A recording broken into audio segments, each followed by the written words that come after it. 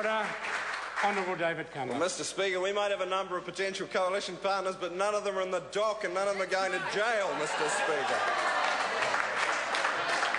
None of them are ministers where they've got such gaping conflicts of interest they can't even show up and stay in the House, Mr Speaker. Emerging from the fog, the Minister of Finance said, sounds like a description of the budget he brought down 2 weeks ago. Polluting our democracy, Mr Speaker. Orovida, John Banks, Cabinet Club, cash for access, business as usual, squalid government, Mr Speaker. 6 long years is enough of this lot. Mr Speaker, this year New Zealanders have a choice. They've got a choice between politics as usual with this national government and a better way that puts people first.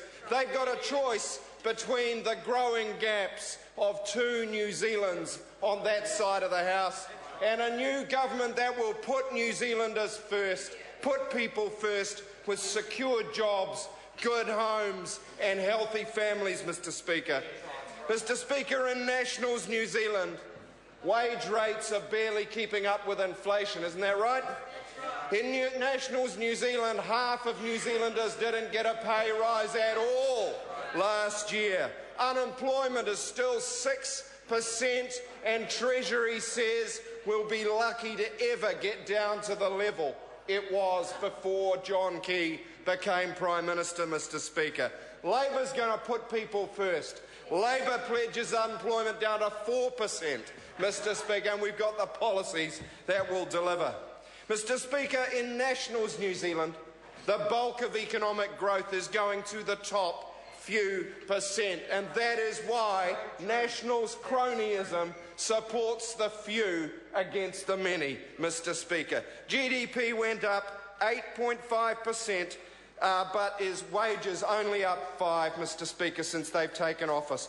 Mr Speaker, Nationals spent 5 long years doing nothing about the housing mess. What did Bill English say? Bill English is emerging from the fog budget, Mr Speaker, seemed to miss the housing chapter.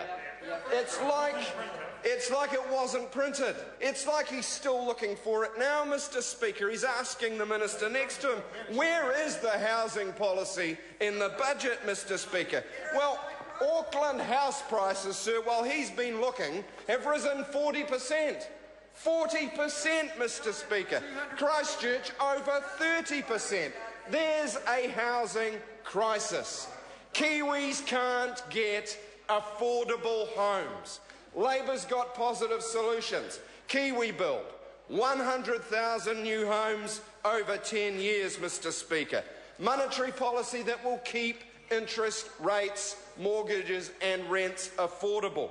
Capital gains tax that does not give special favours to speculators.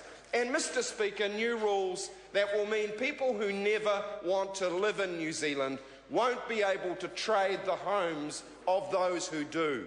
Mr Speaker, we will take away the 20% deposit rule on first home buyers. Mr Speaker, that is squeezing a generation of young Kiwis out of the market, and sir, meaning that they cannot pursue the Kiwi dream that their parents believe is their birthright. Mr Speaker, Labor will bring in a healthy homes guarantee that will guarantee that every child growing up in a rental property will have a warm, dry home. Sir, we will address the Canterbury housing crisis, building 10,000 new homes over 10 years, and we will support a strong social housing sector. Mr Speaker, under Nationals New Zealand, 250,000 kids are growing up in poverty. And the best thing they could do in the budget, sir, was bring in a family policy that left out the children of the poorest by forgetting to cover people on benefits. Mr Speaker, it's a growing gap. It's a widening gap. It's to New Zealand. Bill English might be emerging from a fog. New Zealanders are going to be emerging from 6 long years of a national government. Mr Speaker.